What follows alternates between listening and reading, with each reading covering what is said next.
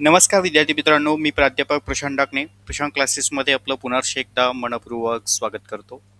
GDCA आणि CHM परीक्षेच्या संदर्भात अत्यंत महत्त्वपूर्ण आजच्या लेक्चरला आपण परीक्षा ओरिएंटेल विचारले जाणारे जे एका वाक्यात उत्तर असतील, रिकामी जागा असेल किंवा जोड्या लावा असेल, जे महत्त्वपूर्ण प्रश्न जे तुम्हाला विचारले जातात, तर त्या प्रश्नांवर आधारित आपल्याला वन लाइनर सिरीजमध्ये आपण हे महत्त्वाचे प्रश्न व्यवस्थित समजून घेणार आहोत, ज्याचा तुम्हाला फायदा रिकामी जागा, जोड्या लावा, चुकी बरोबर किंवा एका वाक्यात उत्तरे लिहा या पूर्ण बेसला नक्की होणार.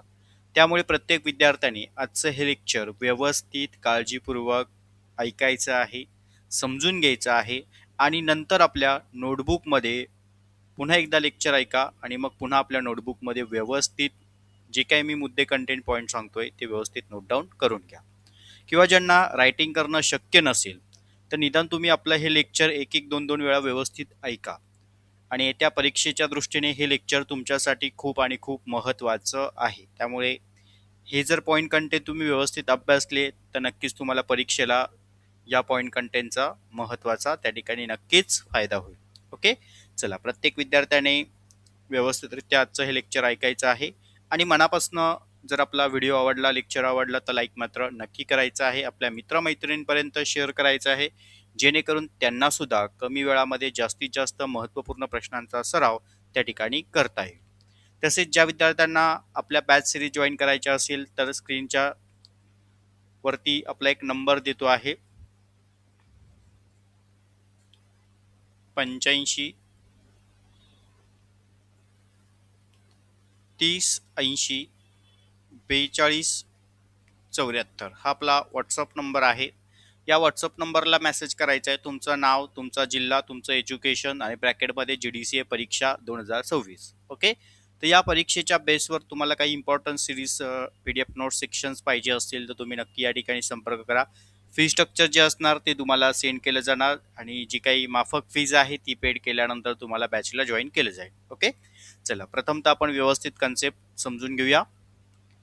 सगळ्यात महत्त्वाचं पेपर वनच्या दृष्टीने आता आपण इथे तुम्हाला अगदी सोप्या कंटेंटमध्ये कन्वर्ट करून दिलेलं आहे, जेणेकरून प्रत्येक विद्यार्थ्याला हे सोपं जाईल अभ्यासण्यासाठी. बघा, पहिलं जे काही कायद्यांवर आधारित महत्त्वपूर्ण जे तुम्हाला रिकामी जागा असतील, एका वाक्यात असेल, तर या प्रश्नांवर आधारित तुम्हाला हे महत्त्वाचे मुद्दे कंटेंट मी यामध्ये कन्वर्ट करून दिलेले आहे. त्यामुळे व्यवस्थित प्रत्येकाने समजून घ्यायचं आहे. बघा, मोफा म्हणजे आता मोफाचा अर्थ काय होतो तर महाराष्ट्र ओनरशिप फ्लॅट ऍक्ट, जो तुमचा 1963 आहे. आता ही जी वन लाइनर सिरीज आहे ही तुम्हाला रिकामी जागा असेल, ओके, किंवा जोड्या लावा असेल किंवा चुकी बरोबर असेल,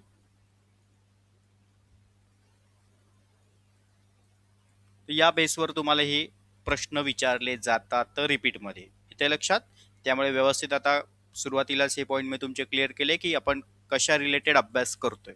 ओके, तर रिकामी जागा, चुकी बरोबर, जोड्या लावा किंवा एखादा सविस्तर प्रश्नाचं उत्तर लिहा, तर त्यामध्ये सुद्धा तुम्हाला हे वन लाइनर सेक्शन नक्की त्या ठिकाणी उपयोगात येतील. चला, पहिला पॉईंट क्लिअर की मोफा म्हणजे काय, तर महाराष्ट्र ओनरशिप फ्लॅट ऍक्ट 1963. त्यानंतर प्रवर्तक संकल्पना काय असते, आता यावरती पण परीक्षेला बऱ्याच वेळा प्रश्न आलेले आहेत रिकामे जागे सेक्शनला. तर प्रवर्तक म्हणजे कोण रे, तर ज्या व्यक्तीने, इकडे नीट व्यवस्थित लक्ष द्यायचं, ज्या व्यक्तीने संस्था नोंदणीसाठी करावयाच्या अर्जावर सही केलेली आहे तिला आपण काय म्हणतो, प्रवर्तक म्हणतो. बरोबर की नाही. मग तुम्हाला चुकी बरोबर असेल, रिकामी जागा असेल, या सेक्शनला हे प्रश्न विचारले जातात. त्यानंतर सहकारी गृहनिर्माण संस्थेच्या कामकाजाकरता एक नवीन कलम कायद्यामध्ये समाविष्ट करण्यात आला होता. तो कलम कोणता आहे, कलम 154 ब. ओके, कलम 154 ब हे लक्षात ठेवायचं आहे. त्यानंतर पुढे नवीन आदर्श उपविधी. सहकारी गृहनिर्माण संस्थांचे जी नवीन आदर्श उपविधी आहे ही उपविधी कधी प्रसिद्ध करण्यात आली होती, तर सन 2014 मध्ये प्रसिद्ध करण्यात आली होती. त्यानंतर पुढे सहकारी संस्थेच्या नोंदणी असतील किंवा काही समिती असेल त्या आधारित वन लाइनर सिरीज क्वेश्चन आहे. फेडरेशन नोंदणीसाठी सहकारी गृहनिर्माण संस्थांच्या ज्या फेडरेशन नोंदणी करता किमान 5 त्या ठिकाणी संस्थांची काय असते, आवश्यकता असते. तात्पुरती हंगामी स्वरूपाची जी समिती असते, इकडे लक्ष द्या, तात्पुरती हंगामी स्वरूपाची जी समिती असते त्या समितीचा कालावधी किती असतो? जास्तीत जास्त 1 वर्ष इतका कालावधी असतो. हे लक्षात ठेवायचं व्यवस्थित. आता व्यवस्थापक समिती आहे जिला आपण संचालक मंडळ म्हणतो, बरोबर की नाही? मग व्यवस्थापक समिती असेल, संचालक मंडळ असेल, यांचा जो कार्यकाळ आहे तो कितीपर्यंत असतो? बघा, निवडून आलेल्या जे काही व्यवस्थापक मंडळ असेल, संचालक मंडळ असेल, तर यांच्या समितीचा कार्यकाळ हा 5 वर्षाचा असतो. हे व्यवस्थित लक्षात ठेवायचं. हे खूप महत्वाचे पॉइंट्स आहेत. समितीची बैठक, आता ज्या काही व्यवस्थापक समिती असेल, संचालक मंडळ असेल, पदाधिकारी वर्ग असतात, तर त्यांची संस्थेमध्ये बैठक, बैठक म्हणजे काय? सभा, बरोबर की नाही? मग आता व्यवस्थापक मंडळांच्या, संचालक मंडळांच्या काय असतात? सभा होतात. कशासाठी? तर संस्थेचे उद्दिष्ट ध्येय साध्य होण्यासाठी. बघा, व्यवस्थापक मंडळ असेल किंवा संचालक मंडळ असेल, तर यांच्या संस्थेमध्ये सभा घेणं आवश्यक आहे. मग ही बैठक, जी काही सभा असते, जी बैठक असते, ती महिन्यातून किमान एकदा तरी होणं आवश्यक आहे. त्यामुळे एकदा हा व्यवस्थित वर्ड लक्षात ठेवायचा आहे. येते लक्षात? चलो, इथपर्यंत पॉईंट क्लिअर. पुढे आता राजीनामावर आधारित आपण एक महत्वाचा कंटेंट पॉईंट अभ्यासू. बघा, आता संस्थेचे अध्यक्ष असतात, बरोबर की नाही? आता संस्थेचे अध्यक्ष असतील तर त्या अध्यक्षांना जर आपला राजीनामा समितीकडे द्यायचा असेल, बरोबर की नाही, तर ते कोणाकडे देऊ शकतात? हा पॉईंट या ठिकाणी. तर संस्थेचे अध्यक्ष आपला राजीनामा समितीकडे, सचिव किंवा निबंधकांकडे त्या ठिकाणी ते देऊ शकतात. त्यानंतर पुढचा पॉईंट आहे प्रशासकाची नेमणूक. आता पुढचा एक महत्वाचा मुद्दा आहे. बघा, जर संपूर्ण समितीने राजीनामा दिला तर निबंधक कलम 77L किंवा 78 अन्वये प्रशासकाची काय करतो? त्या ठिकाणी नेमणूक करत असतो. चला, हे महत्वाचे पॉइंट आहे, व्यवस्थित समजून घेतले.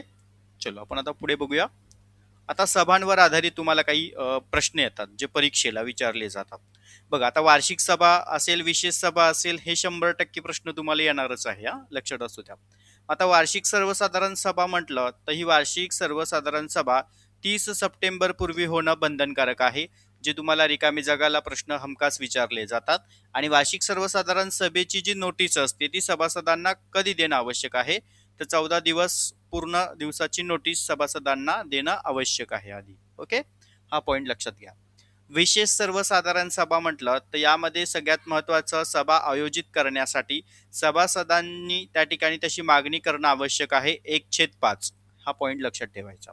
आणि या सभेची जी काही नोटीस असते ती पूर्ण 5 दिवस आधी देणं बंधनकारक असतं. हा एक पॉइंट इथे लक्षात ठेवायचा. त्यानंतर गणपूर्ती. आता गणपूर्ती म्हणजे काय रे? तर सभेला उपस्थित असणाऱ्या सभासदांची संख्या, त्याला आपण काय म्हणतो? गणपूर्ती, बरोबर, ज्याला आपण कोरम असे म्हणतो. मग सर्वसाधारण सभेसाठी एकूण सभासदांची संख्या ही 2/3 इतकी किंवा 20 सभासद यापैकी जे कमी असेल ते हजर राहणे आवश्यक आहे. हा महत्वाचा पॉइंट आहे. त्यानंतर इतिवृत्त. ओके, आता सभेमध्ये जे काही कामकाज पार पडलं जाणार आहे, समजा एखादा विषय असेल, बरोबर, कर्मचारी भरतीचा.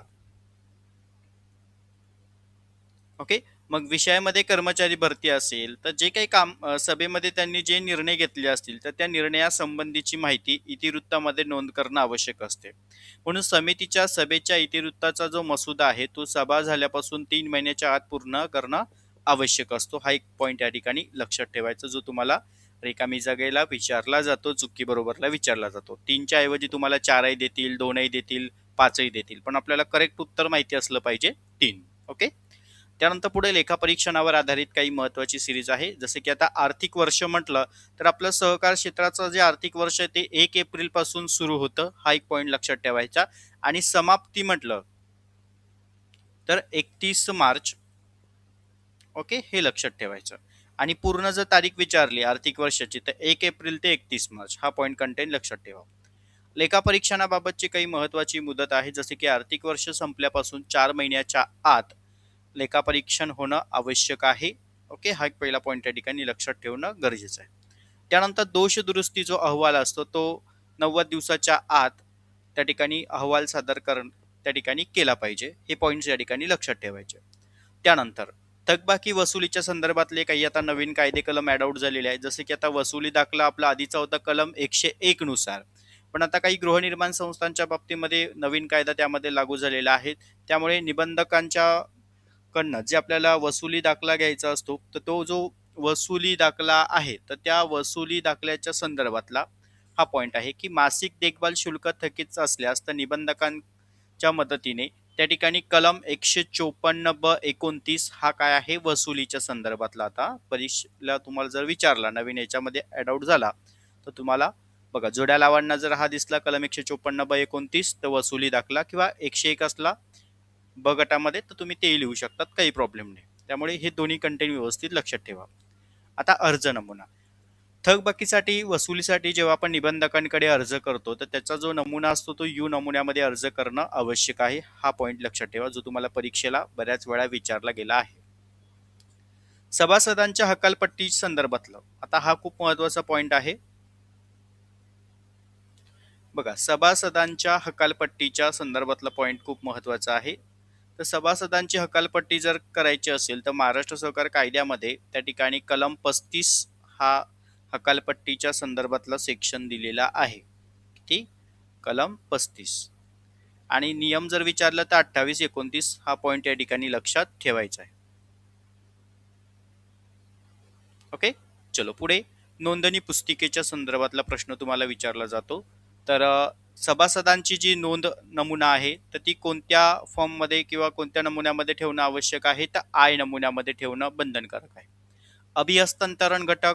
बघा, बिल्डर प्रवर्तकाने संस्थेच्या नोंदणीपासून 4 महिन्याच्या आत मालमत्तेचे अभिहस्तांतरण करून देणं आवश्यक आहे. आता 4 महिने हे लक्षात ठेवायचं, जे तुम्हाला परीक्षेला विचारलं जातं. ओके, आय नमुना 4 महिने, कलम 35 हे जे हायलायटर पॉइंट मध्ये मी जे तुम्हाला राऊंड केलेले आहे ते व्यवस्थित लक्षात ठेवायचे.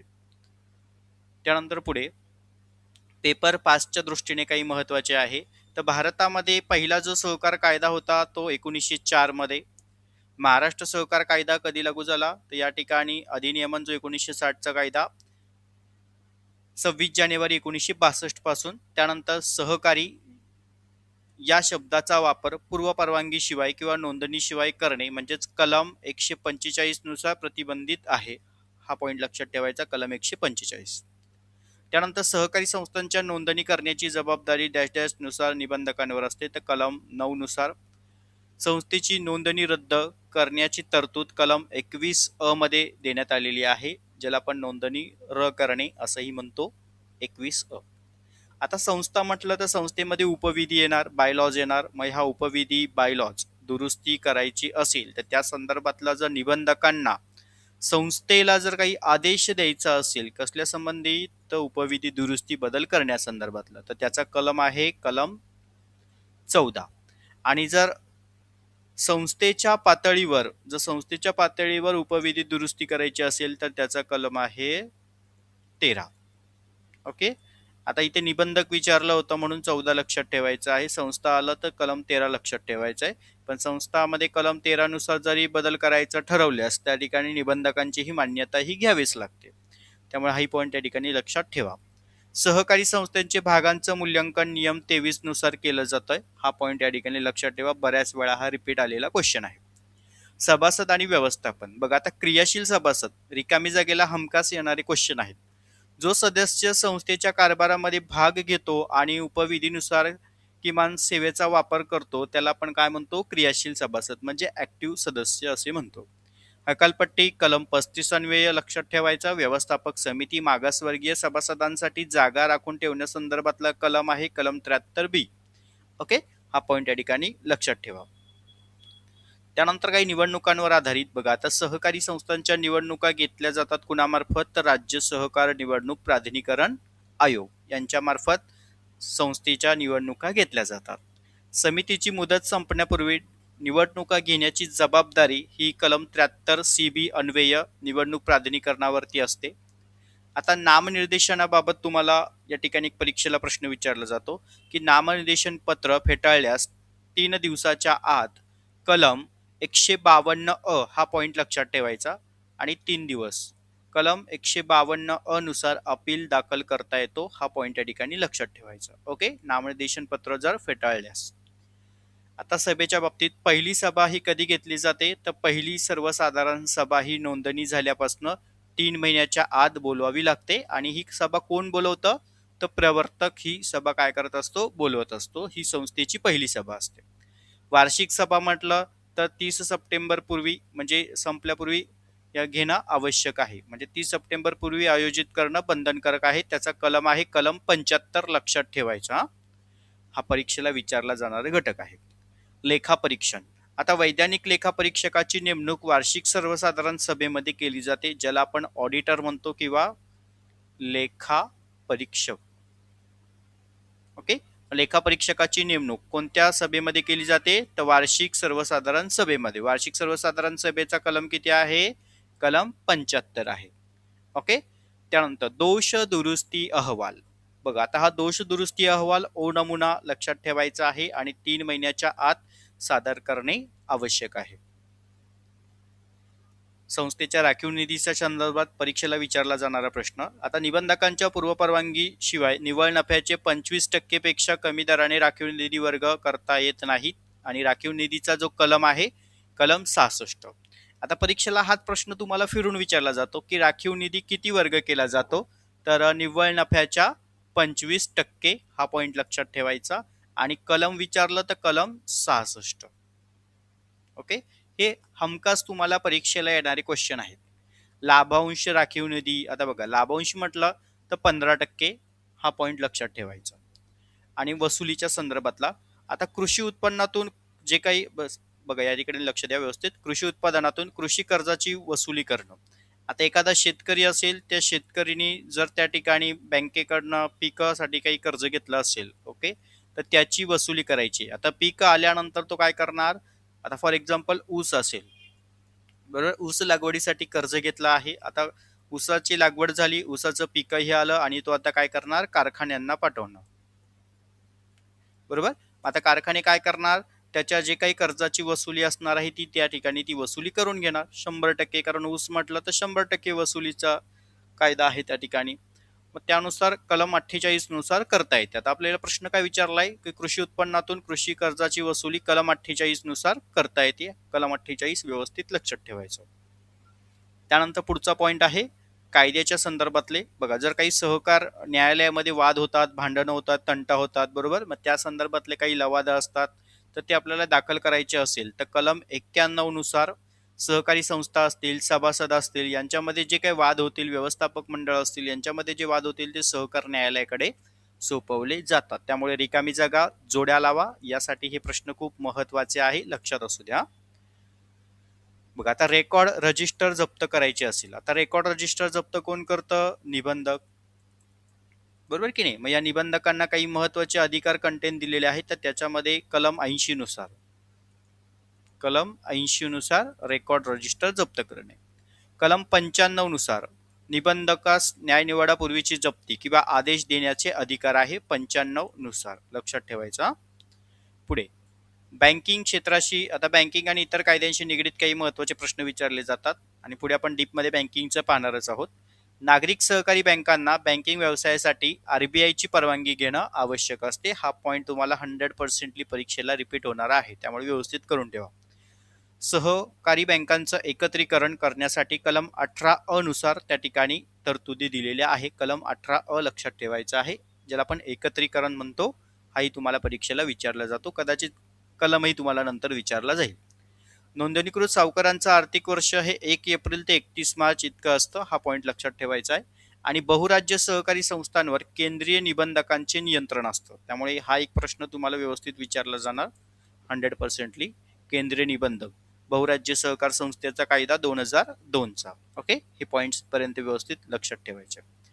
त्यानंतर आता आपण पुढे काही महत्वाचे सिरीज टॉपिक मध्ये कंटेंट अभ्यासू, जे आता आपल्याला बँकिंगच्या आधारावरती परीक्षेला विचारले जातात. आता जो आपला पेपर नंबर 6 आहे, पेपर नंबर 6 जो आपला आहे बँकिंगवर आधारित, म्हणजे सहकारी बँक व्यवसाय पतसंस्था. विषयाचे नाव सुद्धा पाठ पाहिजे, सहकारी बँक व्यवसाय आणि पतसंस्था. चला व्यवस्थित इकडे लक्ष द्या. आता भारतीय रिझर्व्ह बँकांवर आधारित काही महत्वाचे प्रश्न जे तुम्हाला 100% आपण काय केलंय, अगदी सोप्या भाषेत कमीत कमी वेळामध्ये आपला जास्तीत जास्त अभ्यास होणं आहे. सो त्या हिशोबाने आपण ह्या कंटेंट नोट्स या ठिकाणी जनरेट केलेल्या आहेत. सो त्याच्यामुळे ज्यांना पाहिजे असेल तर त्यांनी लवकरात लवकर संपर्क करा. तसेच आपल्या बॅचच्या विद्यार्थ्यांना आपण या ठिकाणी देणारच आहोत, टेन्शन घेऊ नका. भारतीय आता रिझर्व्ह बँक ज्या आहेत, तर भारतीय रिझर्व्ह बँकेवर आधारित बघा प्रश्न खूप महत्त्वाचे आहेत. मी आता इथे पेन चेंज करतो म्हणजे तुमच्या लक्षात येईल. बघा आता भारतीय रिझर्व्ह बँक म्हटलं, जिला आपण RBI म्हणतो.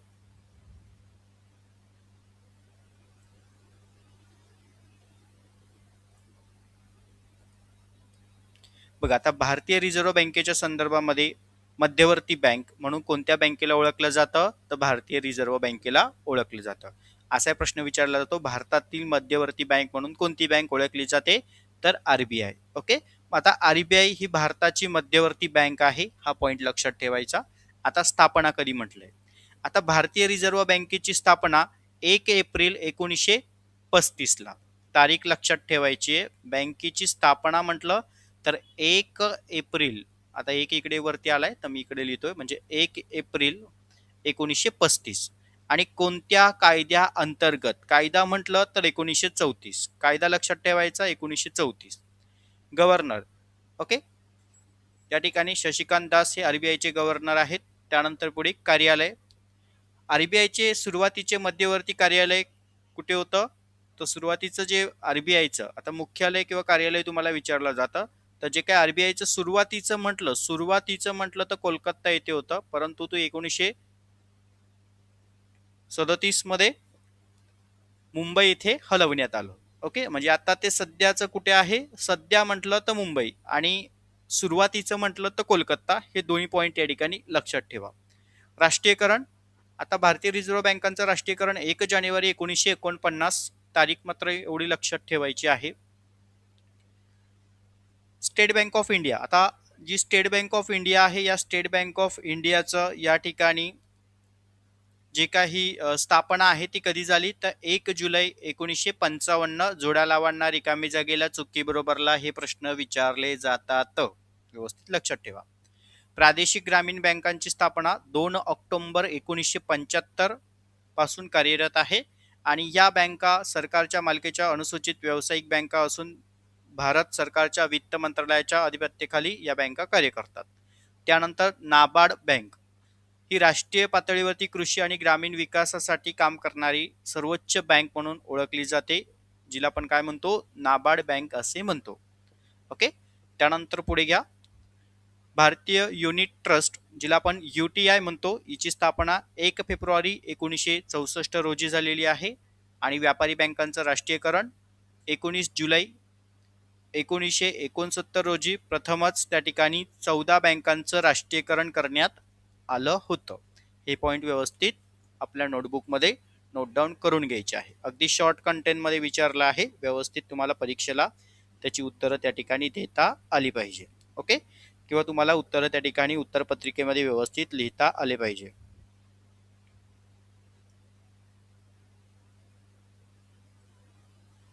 चलो, इथपर्यंत पॉइंट क्लिअर.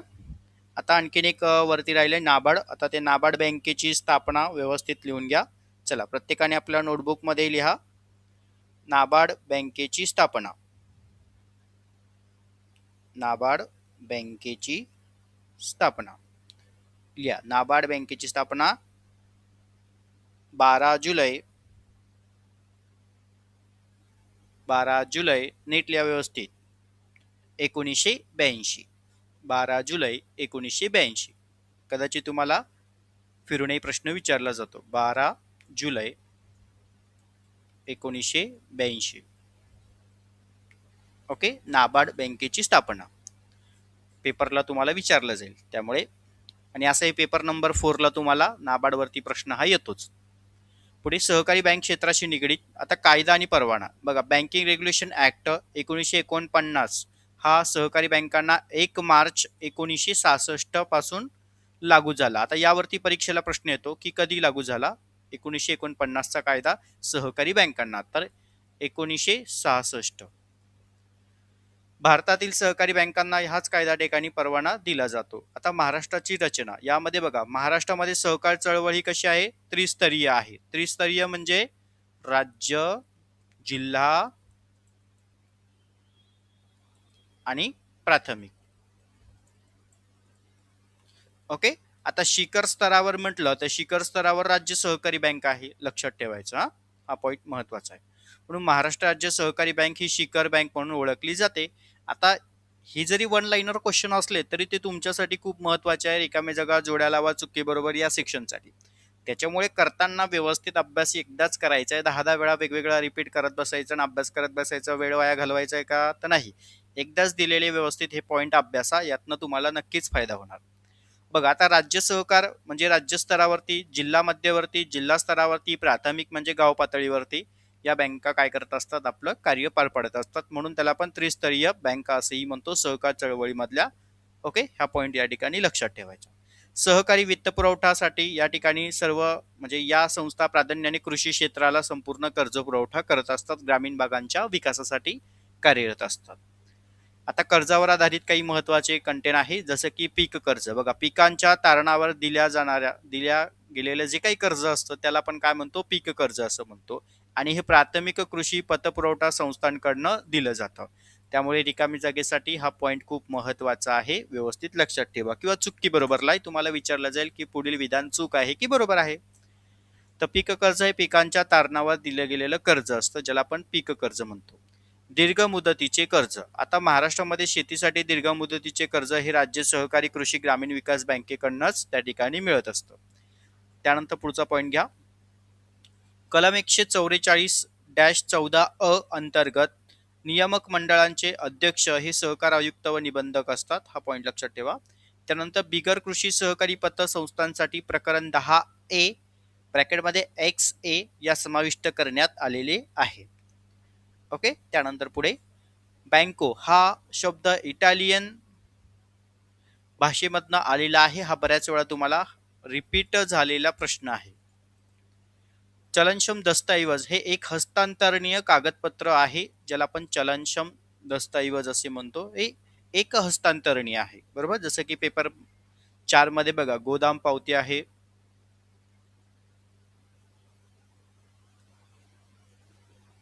हे पण काय एक हस्तांतरणीय दस्तऐवज आहे. धनादेश रेखांकित म्हणजे बघा रक्कम थेट खात्यात जमा केली जाते, ज्याला आपण धनादेश म्हणतो, क्रॉस चेक.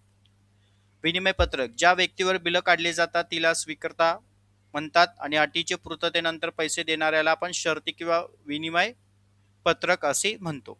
त्यानंतर वचनचिठ्ठी ऋण किंवा स्वतः वचनचिठ्ठी काढतो आणि स्वाक्षरी करतो. त्यानंतर पुढे क्रेडिट कार्ड खरेदी. बघा आता हे खरेदी आणि पैसे काढण्यासाठीचे बँकेने ग्राहकांना दिले जाणारे एक साधन आहे, किंवा ज्याला आपण सेवा पण म्हणूया. बँका ह्या सेवा ग्राहकांना पोहोचवतात. ऋणको म्हणजे कोण, तर या ठिकाणी बँकेकडून कर्ज घेणारी व्यक्ती म्हणजे बँकेची कोण असते, ऋणको असते, हा पॉईंट लक्षात ठेवायचा. दुरुस्ती अहवाल लेखापरीक्षणानंतर आढळलेल्या दोषांचे निराकरण करून हा अहवाल व्यवस्थापन समिती किंवा सचिवामार्फत निबंधकांकडे सादर केला जातो, ज्याला आपण काय म्हणतो, दुरुस्ती अहवाल असे म्हणतो. चला, इथपर्यंत पॉईंट क्लिअर. आणखीन आता पेपर नंबर 4च्या दृष्टीने, पेपर नंबर 4 आहे सहकाराचा इतिहास तत्व व्यवस्थापन.